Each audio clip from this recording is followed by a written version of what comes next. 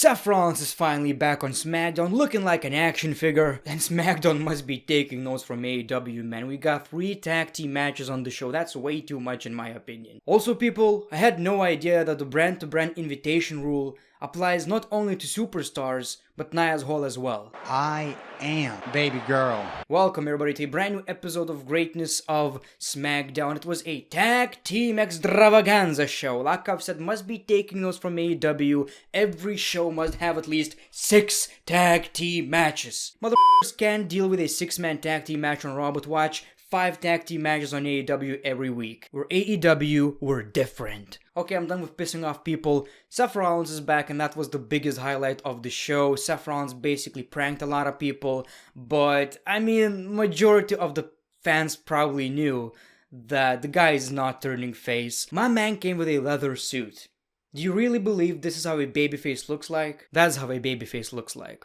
Joke's on you, next year I'm gonna look 13. The show kicks off with the WWE Universal Champ Roman Reigns, Jey Uso, Paul Heyman, and Adam Pearce. Adam Pearce says that Roman Reigns has to defend his championship inside Elimination Chamber at Elimination Chamber pay-per-view. Paul Heyman says, well, technically Roman Reigns has to defend his championship at the Elimination Chamber pay-per-view, but not inside the Elimination Chamber match. Roman Reigns says, you're not the authority, I make my own decisions, you're not gonna tell me what to do. So Paul Heyman says, you know what, Adam, we're gonna have a 6-man Elimination Chamber match at Elimination Chamber, and the winner gets the title match on the spot. Very fair. That's completely fair, makes a lot of sense, but honestly, people, I'm kinda excited. As predictable as it is, it does have some potential. The winner is, let's say, Daniel Bryan. Roman Reigns, Daniel Bryan. Daniel Bryan actually almost wins the championship. I believe there's a lot of potential with this, and people are actually hating on this way too early. Also on the show, we saw Sonya Deville making some decisions. What about we have 2 tag team matches, and the winners of these matches are gonna be in the Elimination Chamber match. And by the way, Adam Pearce before that also announced that Kevin Owens and Jey Uso are going to be in that match. So if Jey Uso wins, I'm pretty sure we're gonna see Jey Uso just laying down and Roman takes the championship. So that would be pretty boring in my opinion. But like I've said, it does have a lot of potential, and I'm really glad that we have 2 Elimination Chamber matches on the show.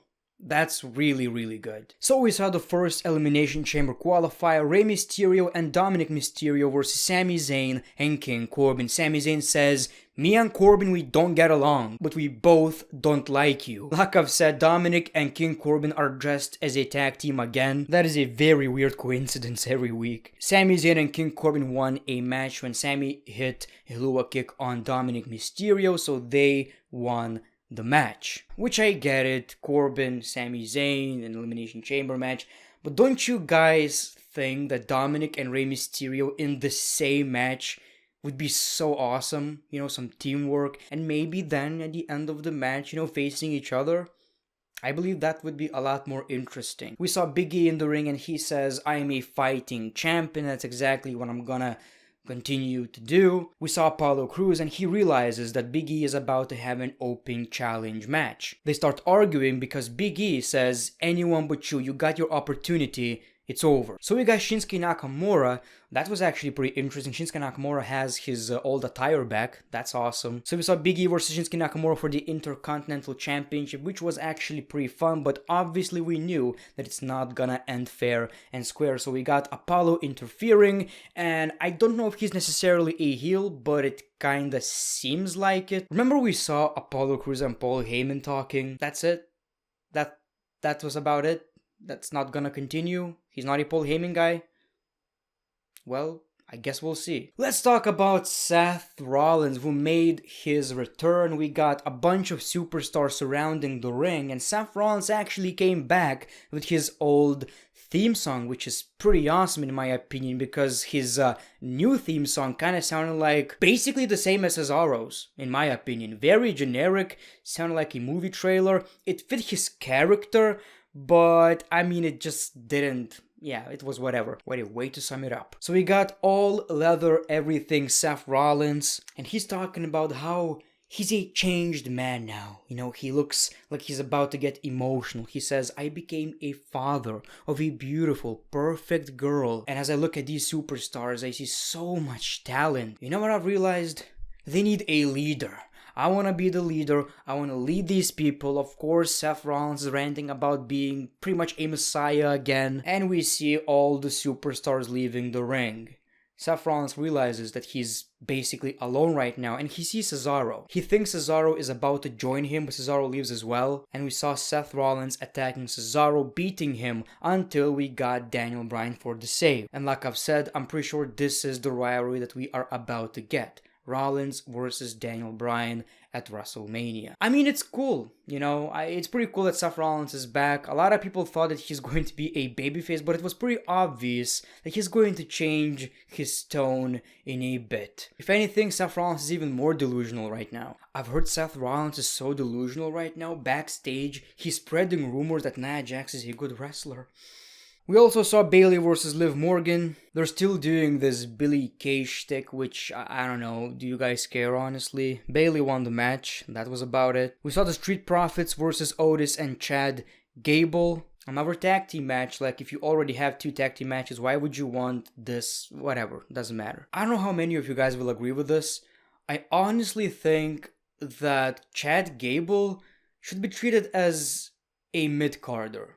Or a main eventer, I don't know, but this guy he has this Kurt Angle vibe, and he's actually a great wrestler, and I honestly believe that he should be in a bigger position than he is right now. The Street Profits won the match, and then we saw Sasha Banks. She's talking about Bianca Belair. She says she likes Bianca, and she wants her to make that decision. Choose Sasha Banks. We got Bianca Belair, and then we got the WWE Women's Tag Team Champions Nia Jax and Shayna Baszler. Nia Jax, Shayna Baszler, and Nia's Hole. This was a very cringy segment. The way Nia acted, the way Sasha Banks acted for some reason looked very odd. They basically disrespected Nia Jax and her Hole, and that's when Nia and Shayna Baszler attacked Sasha Banks and Bianca Belair. Then we saw another qualifier match, Rude and Ziggler versus Bryan and Cesaro, so that was also pretty okay in my opinion. I do like Ziggler and Rude as a tag team more and more. And just as expected, Cesaro and Daniel Bryan won the match. And again, Cesaro is the one who actually took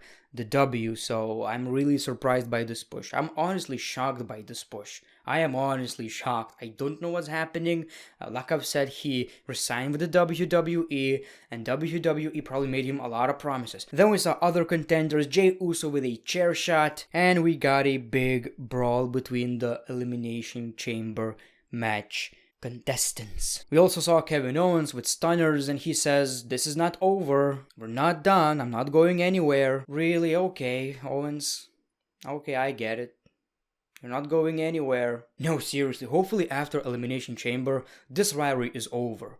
Done. They milked everything they could out of this rivalry, and I don't want to see it again. Anyway, so that was your SmackDown. Not a very good show. It was okay.